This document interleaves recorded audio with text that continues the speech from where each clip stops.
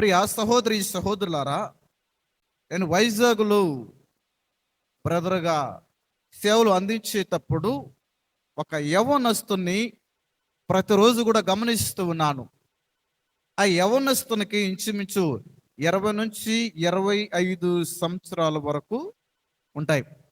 వివాహము కాలేదు, ఉద్యోగము రాలేదు, తన చదువులన్నీ కూడా ముగించుకొని కుటుంబం వద్దనే తల్లిదండ్రులకు సేవ చేస్తూ ఉన్నటువంటి చిన్న పనో చితక పనో చేసుకొని తన కుటుంబాన్ని పోషిస్తుంటున్నాడు. ప్రతి ఆదివారం కూడా ఎడతెగకుండా దేవాలయానికి వచ్చేవాడు అండి. పూజలో పాల్గొనేవాడు, వాక్యాన్ని చదివేవాడు, పాటలు పాడేవాడు, అనేకమైనటువంటి ప్రార్థన కార్యక్రమాలలో, ఆధ్యాత్మిక కార్యక్రమాలలో చురుకుగా పాల్గొనేవాడు.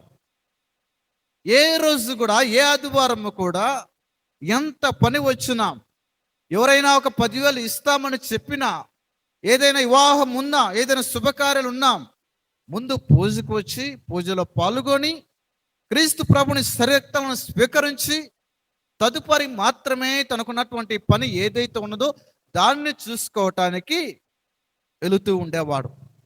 అంటే తన జీవితంలో మొదటి ప్రయారిటీ అనేది, మొదటి భాగం అనేది ఆ యేసు ప్రభునికి మాత్రమే ఇచ్చేవాడండి. తర్వాత ఏ పనులున్నా తర్వాత చూసుకోవటానికి వెళ్ళిపోయేవాడు. తన విశ్వాసాన్ని చూసి, తన భక్తిని చూసి అనేక మంది యవనస్తులు కూడా తాను నడిచేటువంటి మార్గంలో నడవటానికి ఎన్నో ప్రయత్నాలు చేస్తూ ఉన్నారు.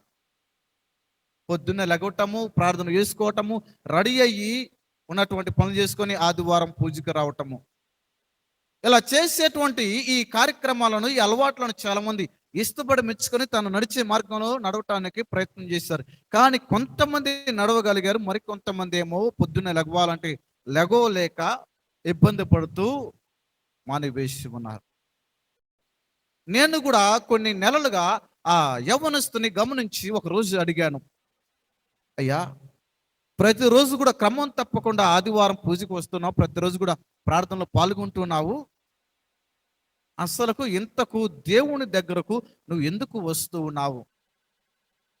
నీకు ఏ అవసరం ఉన్నది? నీకు ఏ తలంపు ఉన్నది? నీకు ఏ ఉద్దేశం ఉన్నది? ఈ రోజున యవ్వన బిడ్డలు అందరూ కూడా ప్రతి ఒక్కరూ సెల్ ఫోన్లో మునిగిపోతూ ఉన్నారు, ఆటలలో మునిగిపోతూ ఉన్నారు, బయట కార్యక్రమాలలో మునిగిపోతూ ఉన్నారు. కానీ నీవు మాత్రము ఏమి నాకు వద్దు అని ప్రభు దగ్గరకే వస్తూ ఉన్నావు. కారణం ఏమిటి అని అడిగాను. ప్రభుని గురించి నువ్వు ఏం ఆలోచిస్తూ ఉన్నావు? నీ దృష్టిలో ప్రభుని యొక్క ఆలోచన ఏమిటి? దేవుని యొక్క తలంపు ఏమిటి అని ఆ యవ్వనస్తుని, ఆ యవ్వన బిడ్డను అడిగాను. ప్రియులారా, ఆ యవ్వన బిడ్డ, ఆ యవ్వనస్తుడు చెప్పినటువంటి ఒక సమాధానము కొంతమంది యువకులను కదిలించి వేసింది. ఆ బిడ్డ చెప్పి ఉన్నాడు, ప్రభు అయినటువంటి యేసు క్రీస్తు నాకు కాపరి. ఏమన్నాడండి? ప్రభు అయినటువంటి యేసు క్రీస్తు వారు నాకు మంచి కాపరి. ఈ రోజున నేను చదువుకున్నాను అంటే నాకు మంచి కాపరిగా ఉన్నాడు, నాకు మంచి తల్లిదండ్రులు ఇచ్చి ఉన్నాడు అంటే అది ఆయన కృప.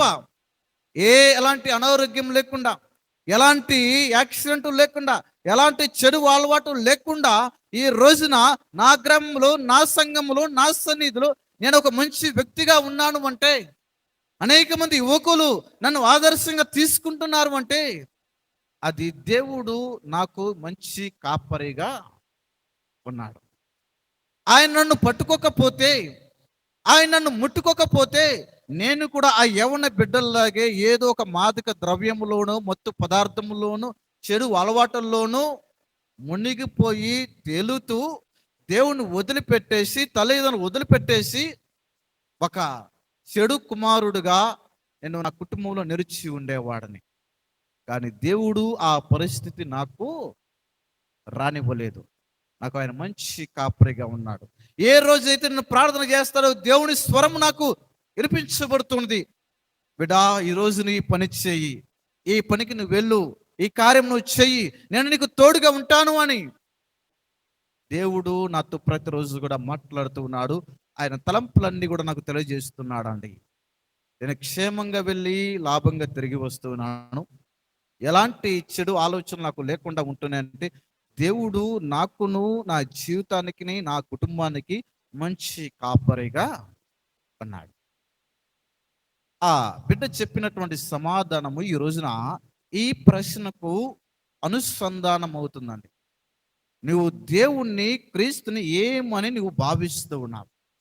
ఆ యవనస్తుడు చెప్పినటువంటి సమాధానం, నేను ప్రభుని నా మంచి కాపరిగా భావిస్తూ ఉన్నాను, నా మంచి మెప్పరిగా భావిస్తున్నాను కనుకనే ఆయన చెప్పినటువంటి సమాధానాలను నేను ఆలకిస్తూ ఉన్నాను, ఆయన చెప్పినటువంటి మాటలను నేను ఆలకిస్తూ ఉన్నాను అని ఆ యవ్వనస్తుని యొక్క ఆలోచనలో మనకి అర్థమవుతుంది ప్రియులారా.